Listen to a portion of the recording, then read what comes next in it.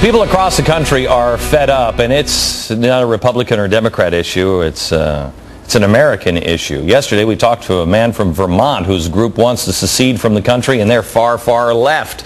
Today, we head to Texas. But first, we decided to go to the streets of New York City to see if people even knew what the heck we were even talking about.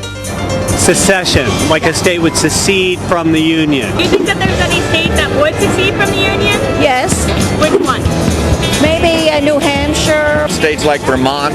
That would be Texas. Vermont. Texas. California. Do you think that there's a state that would leave the Union? Absolutely not. Would you ever want to leave the Union? No. Absolutely not. No. I love the United States. I don't want it to be together in America. But either way, get your muskets, let's go. Well, you know, the New York Times has blamed me and Bill O'Reilly several times. You were ripping this country apart. Really? I love it all together. I think we should just really maybe, link with common sense. But I wanted to show you that there are people that disagree with each other and disagree with me vehemently all across the country that are actually trying to secede. In Houston, Daniel Miller, he is the president of Texas Nationalist Movement, is pushing for Texas independence. I'm just assuming that you're on the right. Well, one of the things that we in the Texas Nationalist Movement do is we reject those labels of right and left. I mean, I saw you on your program. Hey, I saw you on your program, Glenn. Reject right and left and talk about it's all about larger government versus smaller government. So you're smaller government. Yes, definitely. So it would be. Did you see the show last night with the guy from, where was he? From Vermont or from New Hampshire? Sure. And he says the same thing. Do you think that, like he did, that America is unrepairable?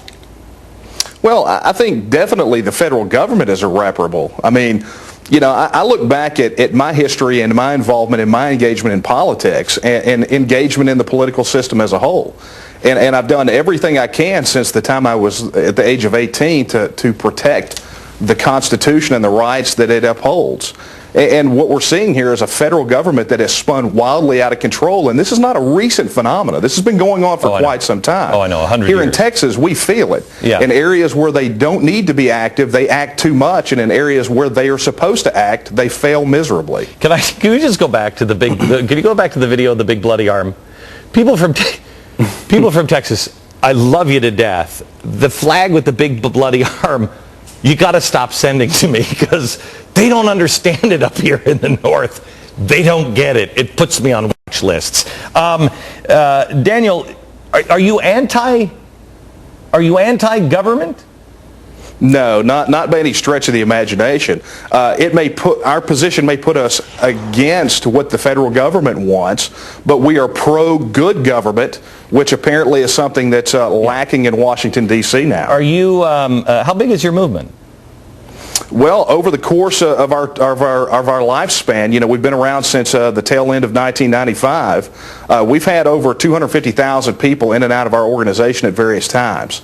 So, we have what I would consider a fairly broad base of support, probably more than any other secession movement in the United States. Okay. More with Daniel after the break from Texas. Hang on. The president.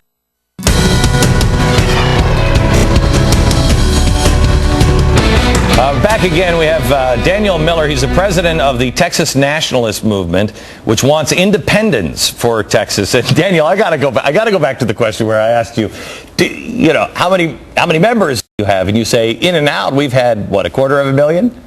Is that right? Yeah, slightly over a quarter of a million at last count. All right, let me. There's no offense here, but I have to ask you. When you say, hey, over the years we've had them come in and out, are they coming and then they come one time and they're like, oh no, I can't join that, and then they leave? I mean, how many current members do you have?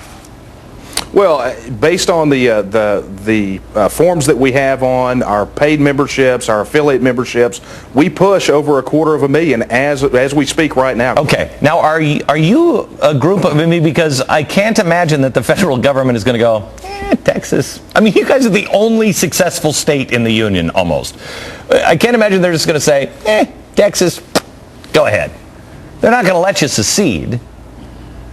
Well, I would disagree with that. I mean, for those out there who believe that the federal government is going to hang on to us, I would say look at it. The very fact that you're saying that plays very well into the fact that Texas is like an abused spouse. You would never go to an abused wife, Glenn, and say, I'm sorry, I'm afraid you can't leave because I'm afraid your husband will beat you. It's morally reprehensible to say something like that. But the fact of the matter is that's where we are. We want a divorce, Glenn. We want to be divorced from the United States federal government. Here's what, and I've had this discussion off air with several scholars, because the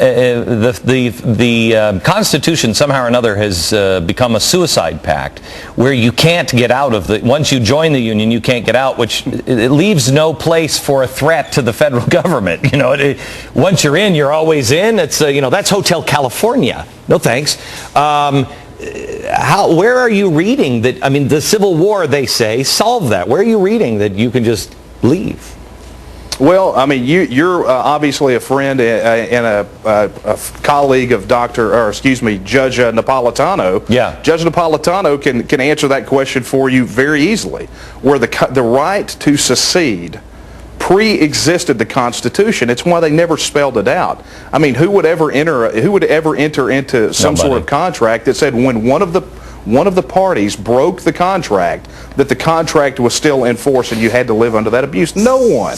No one would ever make that argument and maintain any intellectual honesty whatsoever. You actually, we only have 30 seconds, so we have to go quick. You actually believe that Tea Parties are the gateway drug to secession. Is that true? Well, I think that's definitely the case for a lot of folks, because the Tea Parties have been about venting frustration and anger with what's going on in Washington, D.C. And what we're seeing here is people are looking for solutions, and the solution for Texas is Texas independence. Unbelievable. Thank you very much. I appreciate it. We'll be back. Hey, thank you. You bet. Back in a minute.